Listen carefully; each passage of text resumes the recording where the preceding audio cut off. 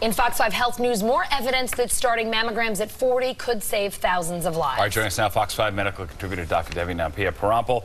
And so they moved back the recommendations, which a lot of people were sort of scratching their heads by, and then this runs counter to that move. It's so confusing for women. Exactly. It's confusing for women. It's even confusing for doctors because there are a lot of different specialty groups, different types of doctors that treat cancer that have different recommendations, right? So, for example, the American College of Radiology recommends that you start at 40. They're the ones that do mammograms, whereas the American Cancer Society has a later recommendation, and then some people say do it every year, some people say do it every other year.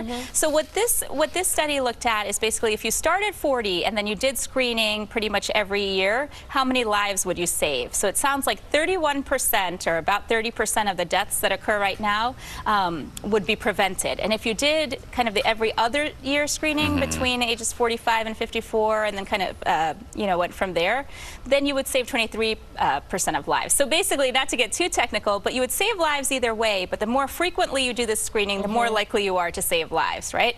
So that sounds kind of intuitive, but the reason there's controversy, like why wouldn't we just always do screening then, right? The screening is only for people who don't have any symptoms. So if you have breast cancer, a history of family in the family, if you have any kind of sign of any problem, any lumps that you feel, that's not screening anymore. That's actually you're doing the test on purpose. Screening is if you have absolutely no symptoms, no reason to think that you have cancer, but you do it every year. So the problem is in people like that, sometimes you can get a false positive, right? So if you have a false positive, then sometimes people have additional testing, they might have unnecessary biopsies, so a lot of stress and maybe some complications related to these things. So by the author's calculations, if a woman was to do a mammogram every year starting at age 40, once every 12 years she might get a false positive. So there is still a risk of that. But it just depends on your preference. I kind of lean towards trying to save as many lives as possible. Whereas medicine in general. Is there a limit where the medical system can't handle every woman being screened without any reason to particularly, you know, think there's a problem? I mean, it just seems like an odd reason. It seems like you should be, you would want to go, right? I mean, I mean, I don't think it's the medical system's ability to handle it, although that could be a factor. Some people say that. I think it's more the culture of medicine, because our oath is do no harm, right? That's the primary oath that doctors and clinicians take.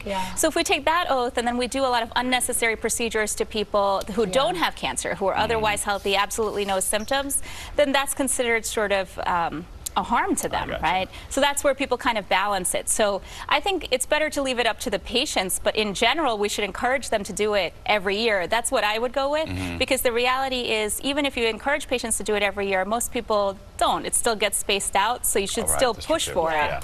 Gotcha. All right. Right, a new study finds that babies are still being put to bed in risky sleep positions, even though there's been a 23-year campaign to wipe out SIDS. It seems like we constantly hear warnings about how parents should be caring for their little ones, but still a big problem. It's still a big problem. Actually, the reason that this is so concerning is because it's dipping back the other direction. So in the past with SIDS, there was a lot of progress basically in terms of babies sleeping on their backs, which is what they should do.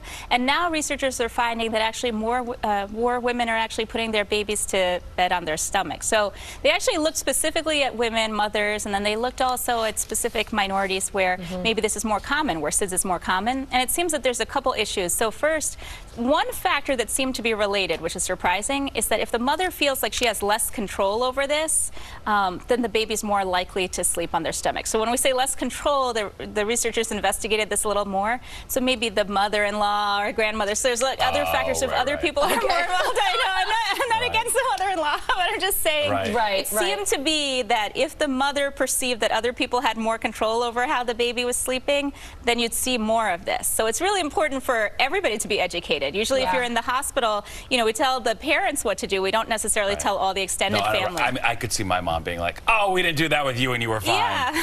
This is all too much. Oh, the moms, but they love to care. They love to get involved.